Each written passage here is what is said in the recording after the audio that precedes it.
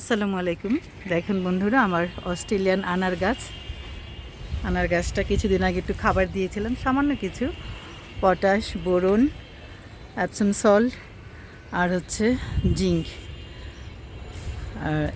আর হচ্ছে জৈব সার। এটি আল্লাহর রহমতে গাছটা ফুল দিয়ে ভরে গেছে। আর আগেই তো কিছু ফল ছিল, যেহেতু এটা 12 মাস আনার গাছ, কিন্তু 12 মাসি গাছ, এটা আলাদা করে 12 মাসি না। আনার গাছ, আতা গাছ দুবার ফল দেয় আমার গাছটাতে, দেখেছি আমি। আর আনার গাছ বছরে 3বার ফল দেয়। দেখেন মাশাল্লাহ, অনেক ফল আসছে, অনেক কুড়ি ফলও সেট হচ্ছে।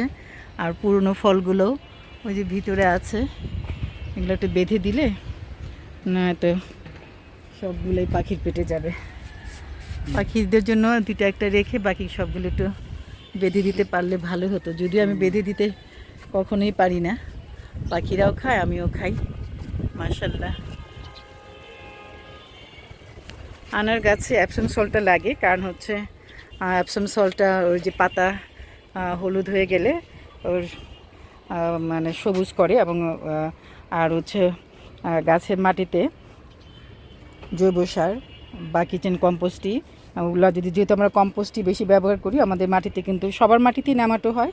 আর যারা কম্পোস্ট ব্যবহার করে বেশি, তাদের মাটিতে একটু বেশি হয়। তো এই সময়টাতে কিন্তু একটু সামান্য করে নিম খোল, আর আমার অবশ্য চিরতা পাতা আছে, যে যেমন এই ড্রামটা ভর্তি করে আমি চিরতা পাতা ভিজায় রাখছি, সেই পানিটা দিয়ে যাই। তাতে একটু নেমাটো বা পোকামাকড়, নেমাটো কিন্তু মরে ফুরাডান, এছাড়া কিন্তু মরে না অন্য কিছুতেই। ফুরাডান যখন হবে তখনই কিন্তু মানে দিবেন মাটিতে, তখনই নেমাটোগুলো ধ্বংস হবে। আর নেমাটো ধ্বংস হলে কিন্তু শীতের ফসল খুব সুন্দরভাবে অনায়াসেই করা যাবে, নইলে কিন্তু শীতের ফসল করা যায় না। শীতের ফসল কিন্তু নেমাটো গাছ নষ্ট করে দেয়। গাছ হবে, গাছ বড় হবে, কিন্তু যখন ফল ধরার সময় হবে তখন ঢলে পড়া রোগ হয়ে কিন্তু গাছগুলো মরে যায়। তা এই সময়টায় বৃষ্টি শেষ হয়ে গেলে পরে আমাদের অল্প করে হলো মাটিতে ফুরাডান, মাটি খুঁড়ে খুঁড়ে কিন্তু দিতে হবে ফুরাডান। মাটিতে যদি ছিটিয়ে দেই তাহলে যেটা হবে যে পাখি যখন পোকামাকড় খেতে আসবে মাটি থেকে, তখন কিন্তু ফুরাডানের দানা খেয়ে পাখিগুলো মরে যেতে পারে, যেমন চড়ুই, বুলবুলি, তারপর হচ্ছে শালিক, তারপর আরও অনেক পাখি আমাদের ছাদে আসে, সেগুলো কিন্তু মরে যায়। তো সুতরাং ফুরাডান কিন্তু আমরা মাটিতে ছিটিয়ে দিব না, মাটিটা খুঁড়ে চারিপাশে যেমন আমরা সার দিয়ে যেভাবে, ঠিক সেভাবেই কিন্তু ফুরাডানটা ছিটিয়ে দিতে হবে, মানে তারপর মাটি দিয়ে আবার ঢেকে দিতে হবে।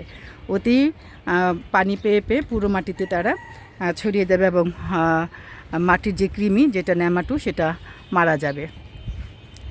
তো এভাবে যত্ন করলে সব গাছ থেকেই সারা বছরই মোটামুটি ফসল পাওয়া যায়।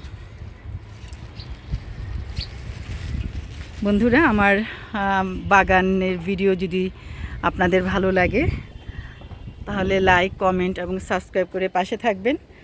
আর যদি বেশি ভালো লাগে তাহলে বন্ধুদের মাঝে একটু শেয়ার করে দিবেন, আর সাবস্ক্রাইব করে বেল আইকন টিপে দেবেন, যেন নতুন ভিডিও ছাড়ার সঙ্গে সঙ্গে আপনাদের কাছে নোটিফিকেশন চলে যায়। আর কি বলবো, সবাই ভালো থাকেন, সুস্থ থাকুন। আর দেখেন এই ছোট্ট আম দুইটা, এখানে অনেকগুলো ফুল আসছিলো, অনেকগুলো আমের গুটি হয়েছিল, 2টা আম সেট হয়েছে, 2টা আম শুধু সেট হয়েছে। তো বন্ধুরা, আজকের জন্য আল্লাহ হাফেজ, ভালো থাকুন, আমার জন্য দোয়া করুন।